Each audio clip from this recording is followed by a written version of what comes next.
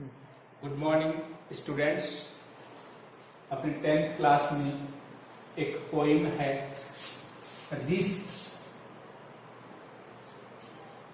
देखो, मैं सबसे पहले इसके सेंट्रल आइडिया की बात करूंगा, केंद्रीय भाव जिसको कहते हैं उसकी बात करें।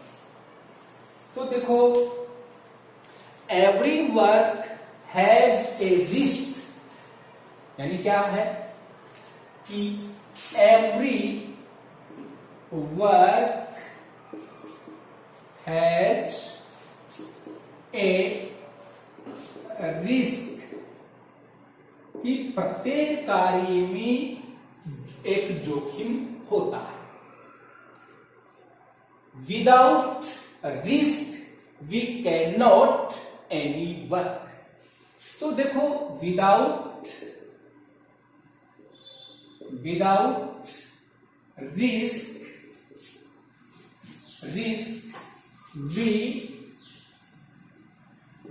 कैन नॉट, तो देखो, without risk we can not do any work, कि बिना रिस्क लिए हुए हम कोई भी कार्य नहीं कर सकते। क्लियर? तो यह है, यानी हर काम में क्या है, रिस्क है, और बिना रिस्क लिए हुए हम कोई भी काम नहीं करते। आप देखो, so we must take risk, तो इसीलिए हमें रिस्क तो लेना ही होगा। यदि आप कोई काम करना चाहते हो तो मस्ट रिस्क, क्या होगा, टेक रिस्क तो होगी ही होगी। अब देखो, इसमें कुछ there are some examples to explain the point. अब मैं यदि आगे बात करूं इसके थीम की, ये तो आपका सेंट्रल आइडिया हुआ, तो थोड़ा सा अगर अपन थीम की बात कर ले हैं, तो देखो, ये बात तो है कि every work has a risk, और without taking risk we can not do any work, so we must take risk. अगर अपन रिस्क नहीं लेंगे तो फिर क्या होगा, we can not do anything, get anything, gain anything, और we are not anything, यानी हम होंगे भी कुछ नहीं। पहली बात, अपन कुछ प्राप्त नहीं करेंगे। we cannot learn, हम कुछ सीख नहीं सकते हैं, कुछ बन नहीं सकते हैं। so we must take risk। यदि कुछ बनेंगे नहीं, प्राप्त नहीं करेंगे, जिंदगी में कुछ प्राप्त नहीं कर पाएंगे, तो कैसा लाइफ होगा, उसे फॉरफिटेड लाइफ कहा गया है, यानी गुलाम की संज्ञा अपनी इस पोइम में दी गई है।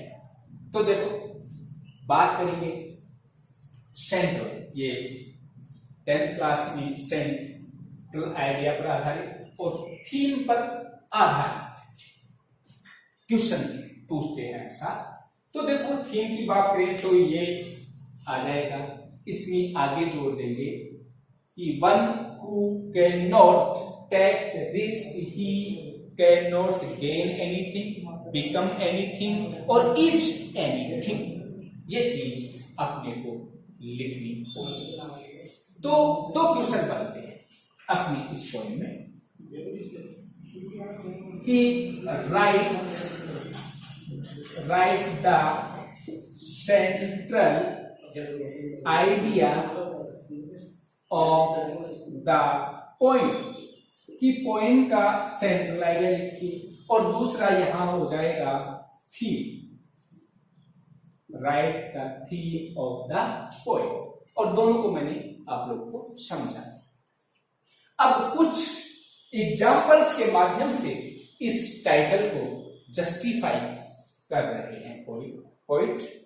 उससे पहले मैं आपको पॉइंट पढ़ाने से पहले एक चीज और बताना चाहूंगा, वो है कि आपके 10th क्लास में एक्सप्लेनेशन भी आती है। तो एक्सप्लेनेशन की बात करें तो एक्सप्लेनेशन, तो इसमें देखो सबसे पहले अपने को रेफरेंस लिखना होता है। रेफरेंस में देख लीजिए, these lines have been taken from the poem. जो कौन चीज बता रहा हूं, फिर यहां पोएम का नाम आ जाएगा, इसी से रिलेटेड नहीं, किसी भी पोएम से आए तो ये लाइन होगी, फिर यहां पोएम का नाम लिख दीजिए। कंपोज या रिटन, कंपोज या रिटन बाय, देखो यहां पोएम का नाम लिख देंगे और यहां पोइट का नाम लिख देंगे, पोइट नेम। ये इसमें रेफरेंस में इतनी बात आती। फिर नंबर 2 पर कॉन्टेक्स्ट, यानी इसमें मेन बात क्या कही गई है, जो कि अपने सेंट्रल आइडिया और थीम से रिलेटेड होती है, और उन लाइंस में जो आपको गिवन है उनमें क्या मेन बात कही गई है वो कॉन्टेक्स्ट में आ जाता है। तीसरा जो पॉइंट है फिर वो है एक्सप्लेनेशन, फिर अपन व्याख्या करते हैं, फिर जो भी गिवन है। तो ये 3 चीजों को आपको ध्यान में रखना है, ये लाइन को याद कर लेना, और फिर अपन इसको बनाना सिखाएंगे, रटना नहीं है बिल्कुल भी, बनाना सिखाएंगे इजी वे में, तो वो आपको फिर समझ में आ जाएगी। लेकिन उससे पहले ये पॉइंट्स आपको ध्यान में रखना होगा, और जो आपको 2 क्वेश्चंस दिए हैं उनको तैयार करना। फिर भी कोई प्रॉब्लम हो तो आप बता सकते हैं, तो आपकी समस्या का समाधान किया जाए। Thank you very much.